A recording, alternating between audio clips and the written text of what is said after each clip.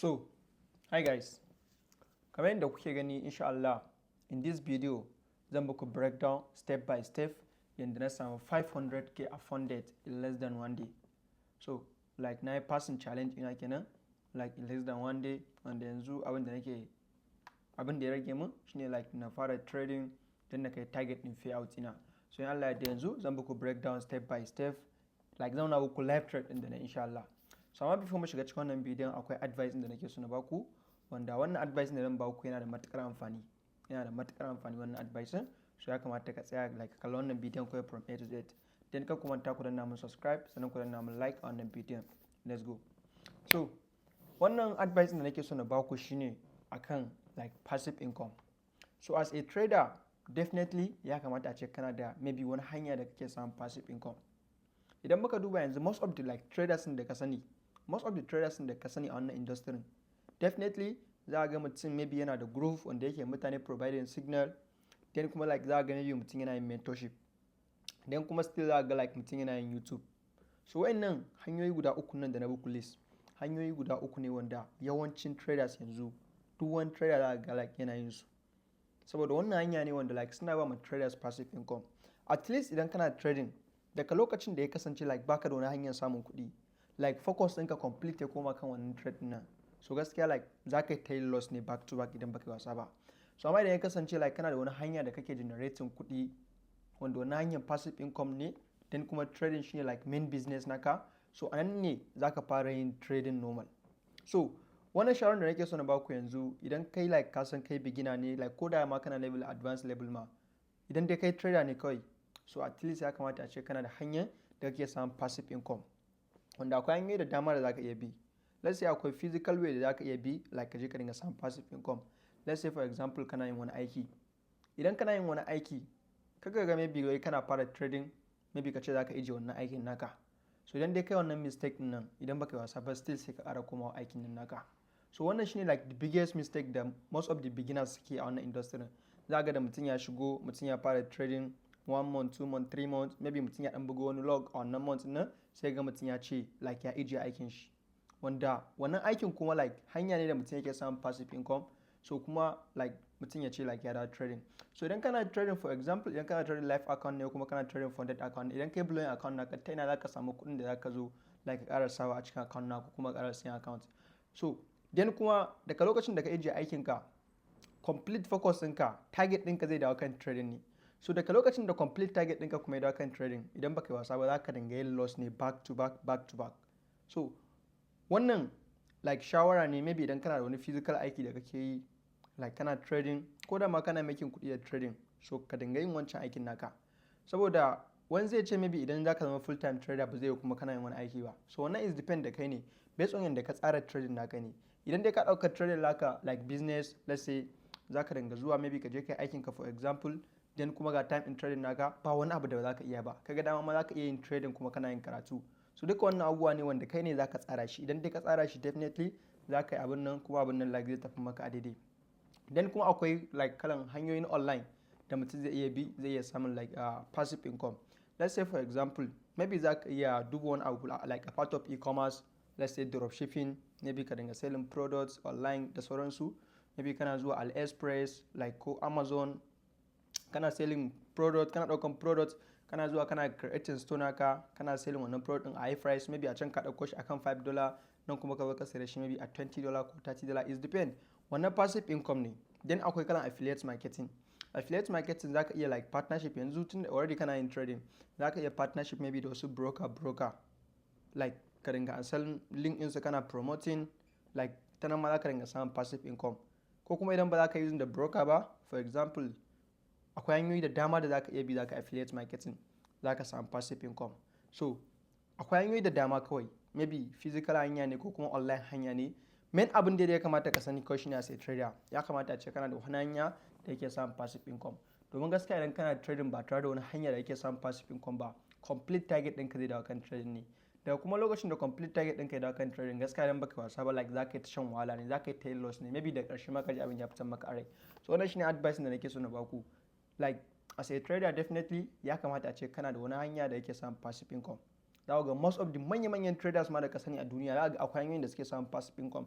za ga traders suna yin partnership da broker, suna yin partnership da Profem, suna like the group da suke providing signal, suna da like mentorship da suke yi, kun gane, maybe suna creating content a YouTube ma tana biya. Duk wannan hanyoyi ne like da mutum da most of the manyan traders ma da ka sani like wanda ma suke da kuɗi kenan za ga like suna bin wannan hanya. Saboda me? Saboda ba wai complete focus ɗin kai da kan trading ba. Trading hanya ne definitely ya canza baka rayuwanka. So amma ka ce complete 100% focus na ka zai da kan trading.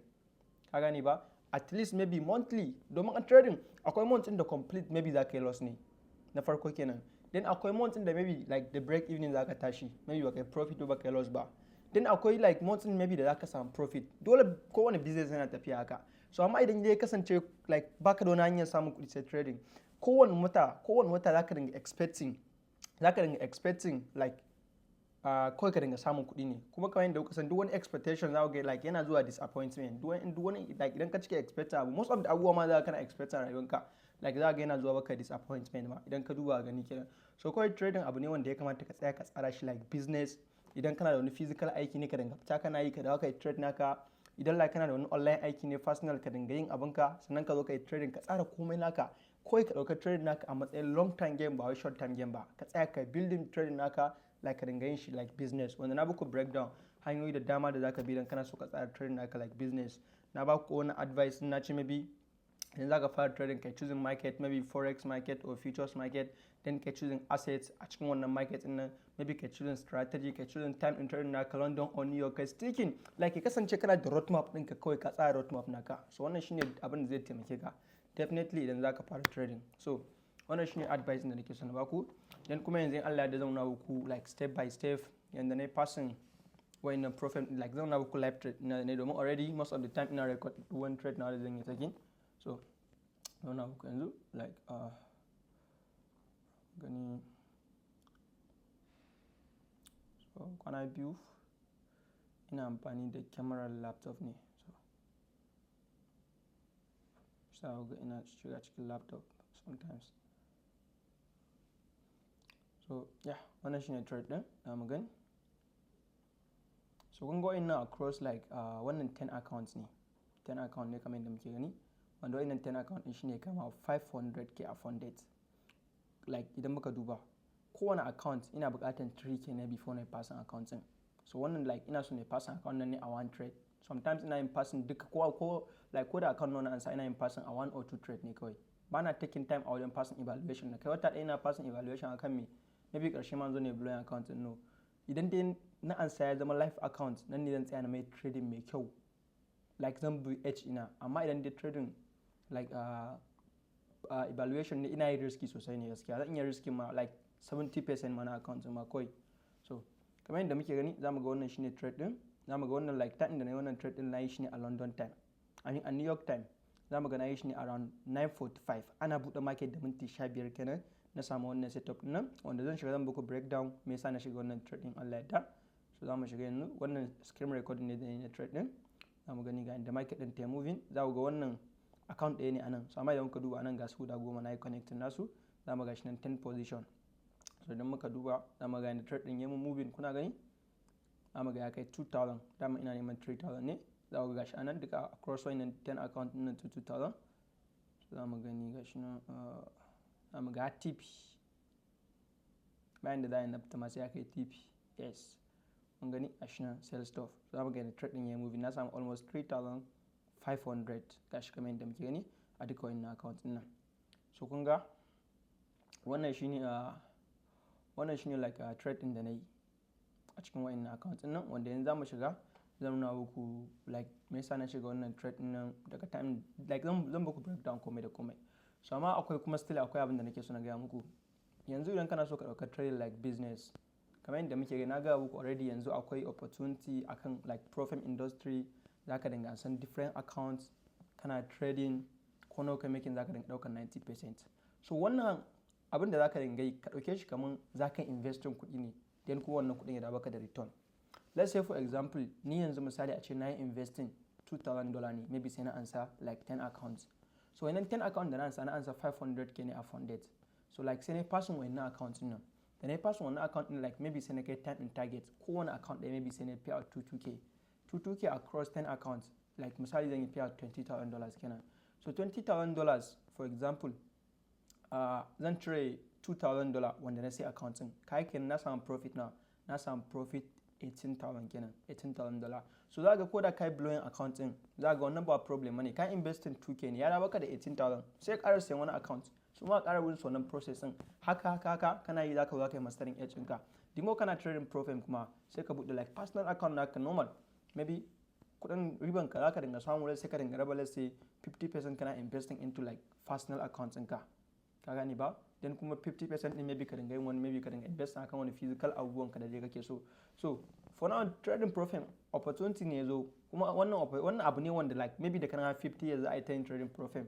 So idan ka tsaya kai mastering nashi a yanzu, definitely za ka yi making money, kaman ka samu sana'a ne kawai, inda ka san sana'a like ka samu wannan hanya ne za ka yi ba tare da wai sai ka dinga sa kuɗi ba, ka shiga ka je kai trading naka, then kuma like kai making profit naka. So wannan shine abin da maybe zan ga muku still. Idan muka duba yanzu, bari mu duba, so zamu ga yau da zan yi trading already na duba, zamu ga this week already gashi nan, zamu gani Monday already da an babu news, yau kuma ran Tuesday zamu ga like shi ma babu wani high impact news, so sai Tron ne muke expecting zai yi magana da kuma buy on direct folder.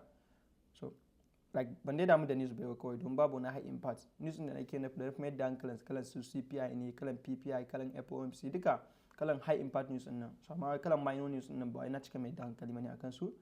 So zamu ga wannan shine trade din da ne taking, zamu gani gashi nan.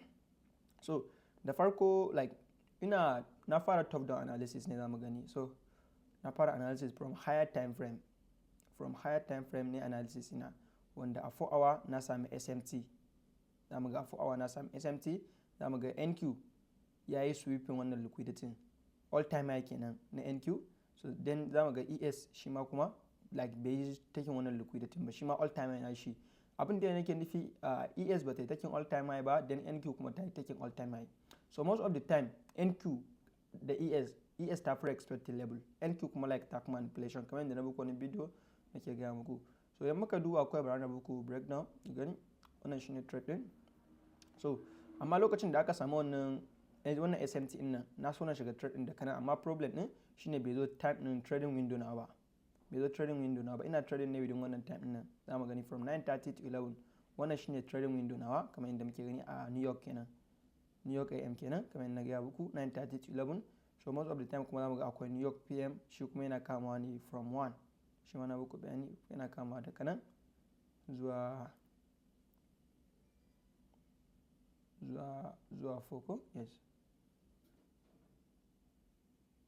shi ma yana kama haka like har zuwa 4, zamu gani shine New York PM haka. So zamu ga akwai AM already, akwai PM, so yau na yi trading a New York AM kamar yadda muke gani. So wannan na so ne kacin wannan move din nan, zamu gani, amma dai abin da yasa ban yi kacin move din ba saboda bai zo kan daidai trading window na ba, saboda duk wani model nawa da nake so already ya riga ya bani, zamu gani like na sama SMT, then ya zo ya bada like market shifts kamar yadda muke gani, so ya bada market shifts, ya bani a fair value gap. So da kanan wajen ya kamata a ce ne kacin wannan trade din nan maybe zuwa nan, sama already ban yi ba saboda baya cikin trading window na. So za ka yi trading window na kuma still a nan level din nan na ƙara samun setup mai kyau kamar yadda muke gani, an zo an yi taking wani liquidity London and Asian low already, na riga na trace an yi taking nasu. After an yi taking nasu na samu displacement mai kyau, after na samu displacement na samu market shifts. So na duba entry nawa da kanan point din nan na shiga, shine trade din da na nuna muku. Na ga yadda trade din yayi kayayye moving, and day moving na samu almost 94 handles zamu gani. So zamu gani ban yi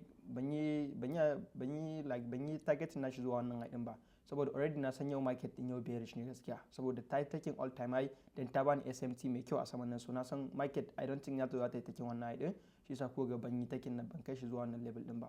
So zamu gani like wannan shine zamu gani inda trade din ya moving kenan. So sai muka zo muka duba wannan shine account din da na trade nasu, zamu ga wannan sune account din 1 2 3 nan 10 account ne, zamu ga gashi nan kowanne 3600, zamu ga na trading NQ ne, zamu ga gashi nan Apex ne. So duka wannan shine profit across duka accounts din idan muka duba, zamu gani wannan kun gani gashi nan across 10 account za mu ga profit din nan. So already wannan account din nan na riga na gama da su insha Allah.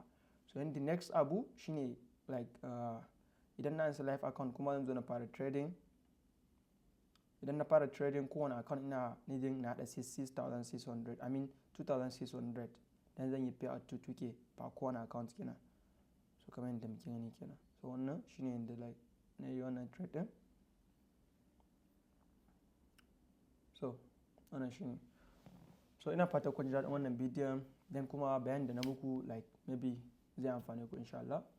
So duk wannan da yake so maybe dinga yin live trading da ni like a kalan wannan time din zamu yi live trading ko kuma like kana son wani maybe 101 mentorship will be da kai na baka breakdown komai da komai. So zaka iya duba a san wannan bidiyon wannan description akwai link zaka mun DM dan ka mun DM insha Allah an tura baka full details akan kuma me kake so maybe 101 mentorship ko kuma like mu dinga live trading tare da kai. So ku manta ku danna mun subscribe sannan ku danna mun like a wannan bidiyon. Peace out.